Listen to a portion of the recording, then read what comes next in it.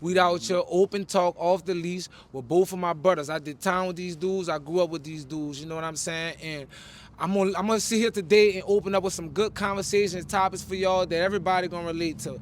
Now, I want you to introduce yourself. Let the people know who you is. They call me Omega Supreme. You hear me? You already know what it is, man. Straight up, you know. Omega Supreme, that's my brother. I did time with him in penitentiary, facility up north, you hear me? Wherever that is, I think it's in the middle or it's up north in Louisiana. We did time together, grew up. He taught me how to be a man as a young boy when I came through the system, learning and, still was wild. And this right here is my brother.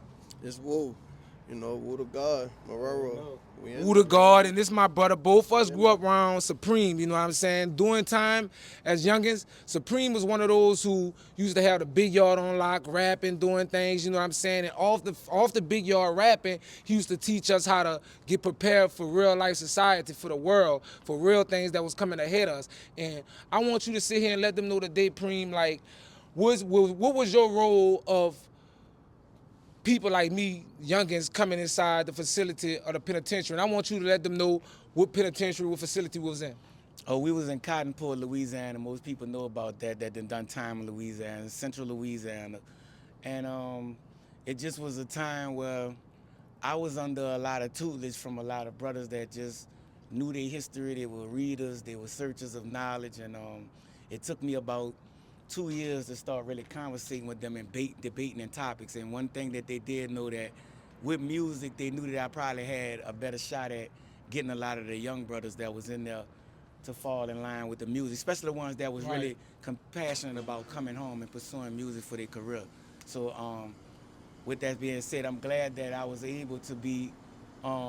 Actually, I'm actually in one of the videos that they show when men come to prison. They show you like in the beginning of the program when they first start, they give you them Yeah. programs. I'm actually in one of the videos. Shout out to me and Irv. Big From Irv, over Big Irv. Irv from off this side of the Yeah, West Big Bank. Irv, Irv Harris. Big Irv. The Irv. Yeah. He me and him was in the video to try to show the inmates this the route you can go. You can either take this route coming in here, or you can take this route coming in here, and it's actually heaven or hell. So And it was things that we most definitely learned from that, because if we wouldn't have had brothers like Supreme and like he said, Big Irv, all them out themselves, we would have came home lost, like a lot of guys be and have to find themselves into society. Unlike myself, me and Woo, we was round guys. We used to do things, you know what I'm saying? Don't get me wrong, we wasn't perfect. But we used to also connect and stay tuned with guys like Supreme himself and Big Irv. But Woo, I want you to let them know, like, what's your best memory from doing time around Preem that you learned from him? Not only like not only that, Preem helped us slow down in that bitch. You know what I'm saying? Because Right. we was running a little while in that bitch, like chicken with a head cut off. But you know, once we got around Preem, you know what I'm saying? He started, by him doing music and us tuned in the music also. That even brought us more closer to him. And like he just started, like just giving us game on here and now on how to move, just period in life, period. Right. And that's true, because growing up as a youngin, as I was doing time walking through the facility, me and Woo, we used to be running up the walk, chasing after the women, doing all type of things. And it was a blessing for me to meet people like Supreme and Big Irv themselves, you know what I'm saying? And even doing time with a brother like mine's Woo, for us to learn together, somebody for us two to motivate each other and know what we wanted in life, you know what I'm saying? And myself, I want to ask you, Preem, like, when they promoted you to do Toastmaster, I want you to let the people know, like, what was your thoughts before you went to go do Toastmaster? What motivated you to want to do Toastmaster, and what that program Toastmaster was about? yeah, it was about some of the brothers that like Tutu and it was a lot of brothers up there like Aaron Arsenal, that Snake, yeah, Derek Duvall, and yeah, so many brothers. They knew how to speak, and they were already leaders of certain programs. That so it was actually like a draft pick. It was like, who can we reach out to younger than? It's all about passing a torch most of the time in life to younger people. Like older people can't keep it. You got to give it out. You got to be able to give it away.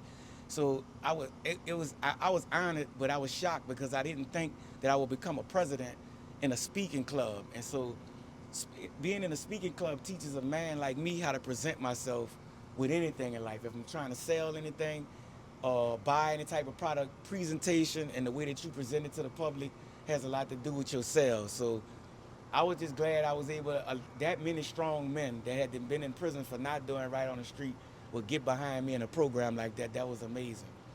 It was amazing to be behind bars and have that much power. And it's amazing. It was amazing to meet you, you know what I'm saying, and get those words from you for us as young brothers, you know what I'm saying, because they helped us a whole lot for today. We still remember a lot of those things that you told us and, you know what I'm saying, showed us. So we gonna get into a lot of men things, you know what I'm saying, man, the things to keep y'all understood about this. Like doing time in prison, that shit was never cool. It's not cool to go to jail, you know what I'm saying? Not at all. Like us as men, like, you know what I'm saying, if we did do anything and put ourselves in the wrong situation to go through that situation, we wanted to grow from it. So what we learned to not do the same thing, and you know what I'm saying, repeat the same cycle. And what we trying to do here today is like stop the cycle from going on, stop a generational curse of shit like this happening to kids, boys, YNs, whatever y'all call them, you know what I'm saying, pulling off stunts and going to jail thinking it's cool, you know what I'm saying, because it never was cool. But today I want you, you know, I want to also touch base of you letting them know who you is yourself, like, you know what I'm saying, besides the Toastmasters in the jail. Well, I'm a father of 3 children. So beside music, when you cut the music off and you take the women away, you take the job world away, you still have to have substance. And the best thing that I love is that I'm loved by my kids. And I only could be loved by my kids by being there with them. Sometimes money is not the answer to everything. So my presence of being a father and breaking that generational curse, because most of us didn't have our fathers with us when we were young and going through those trials and tribulations. So some of us were put in bad situations. I was put in bad situations, you know, like a lot of us don't come from I would call a Huxtable Lifestyle. The lifestyle. So we have to take it as it comes, you know. And right. When you're able to grab the bull by the horn, you'll realize one thing about a man out here: you have to be over your children. You can't be blessed by God unless you're taking care of your seeds. And you know, just that's the type of person I am now. I done learned how to cook. Of course, when I was up there with y'all, I was in school. I wasn't just doing time. I had to put myself into education. So I learned the art of cooking. I already knew how to cook. So I graduated when the Saints won the Super Bowl in 2009. So I came to be a chef. I came home and I started working. And people like Wu, like we was talking about earlier, my brother put me in positions to where, now listen to this, if you got brothers and real friends, they will put you in positions to make money, not to put you in a position to control you. But my brother actually put me in a position to where I was able to be a private chef, because I did a dinner for him and one of his girls. So in the time that he was in, you know, and coming home, and he pulled me in. So that's another thing that, you know, I have to offer for is like, it's about what your people can do for you, what you can do for your people, but also what your people can do for you. Look at the world we living in. Facts. So we need help. You know what I'm saying? We ain't in prison no more. So now what? We ain't behind bars no more now. So what's up out here? So I'm appreciative that you have a podcast or you are starting something like this, because think about the brothers in your age bracket. Do they know where their kids at 10:30 at night? Are they dealing with the mothers? Are they co-parenting? These are things that podcasters I see down south don't attack. So that's the type of person I am. I'm a person that likes to go the opposite way. When the world's going one way, sometimes it's good for us to go the opposite way, because that's how leaders are born. Okay. And Woo, my brother, I want you to let them know, you know, more about yourself, like, you know, where you come from, like why you was incarcerated, you know, how me and you met each other in penitentiary from knowing each other off the streets as kids. You know, I want you to let them know more about yourself. For sure, man. You know, man, I'm Woo, man. I'm from a railroad right there off of Silver Lily. You know what I'm saying? Got a lot of moments. 1501. Right. You feel me? You know, free putter too. Free putter, I'm gonna say that. You heard me? Free putter. You heard me? But other than that, you know, just man, me being, you know, a family guy, man, and you know, trying to make some money in life. Period, bro. Right. You know what I'm saying? To not go back. Right. You feel what I'm saying? But what was the reason that you know went in? How me and you met each other in prison? Yeah, well, what, in 07? Yeah, 07. I caught the armed robbery charge. Robbery, both of us on armed robbery. For sure. That's how we met each other. For sure. Yeah. Got it. Gave me a 10-piece. You know what I'm saying? Ran in the pit. Pit was, Pit was wild. You was way more. Yeah. Yeah, so this is for you, For bro. sure. I can honestly For sure. say like, For damn, sure. For sure. I'm For sure. proud to For see sure. you. For sure. You know what I'm Thank saying? you, brother. For Thank you. I sure, bro. appreciate you, brother. Yeah, I'm gonna give you the flowers while you here, not while you gone, bro. Thank you. Yeah. Same for y'all, both of Yeah, y'all, bro. brother. I appreciate y'all, Yeah, brothers. Real for talk. sure. I appreciate y'all, brothers. Now, growing up meeting these brothers, man, like still right now, man, I was so blessed and happy to talk to these two guys, you know what I'm saying? And they was willing to meet up with me wherever we met up at and get to this subject and get to these bases and shake hands again, because it's been a long time and a lot of us been going through things, you know what I'm saying? Life been life for everybody, you know what I'm saying? And I'm thankful for, for both y'all to be here with me, you know what I'm saying, and help me with this podcast, Open Talk Off the Leash. Now, I won't get into a conversation of children. How many children you have? I got 3. I got a daughter that's 18 years old. I got a son that's 7, about to make 8, and I have one that's 9. Okay, Two by boys, the girls. same. Two by the same. My boys are by the same mother, and my daughter has another mother. Okay, and Woo, you about you? I got 3, biologically all together, you know what I'm saying? But my girl got her kids, so they mine too. Straight up, You feel straight what up. I'm I feel saying? that. I So got they- 5 so- kids. so I got they- 3, but I they got mine- plus 2. They mine I understand. too, bro. So like I said, bro, it's just fam. Family, man. I like family. Grew up family orientated. I like that. Being a father is a chapter within itself. Like, just being a man and standing up out here. And, Wu said something some years ago, and it still stick with me.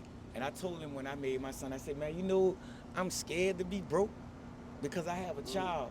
And I don't want my child to have to ask me for something and I don't have it. Right. But that just, as a man, like I still got to teach him, it's sure. going to be times you're not going to have it.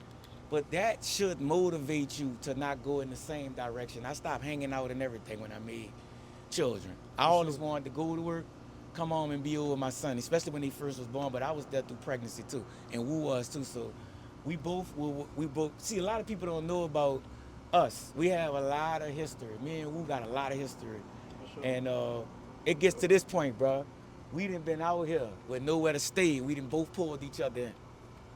Like, we done been in that kind of situation where I'm coming to spend the night, I don't know where I'm gonna be at, you good over here. And then it's a situation where now you need to come spend the night, you need to be in this situation. And that's so inspiring from people that you've met in the can, bro. For really to be the only reason why, some of the reason why you're surviving out here, because some of the people that we met opened doors for me. All my jobs and everything came from people we did time with. For sure. For real. And that most definitely be the most realest guys ever. Like the guys who did time with the ones who was mentally there, you know what I'm saying?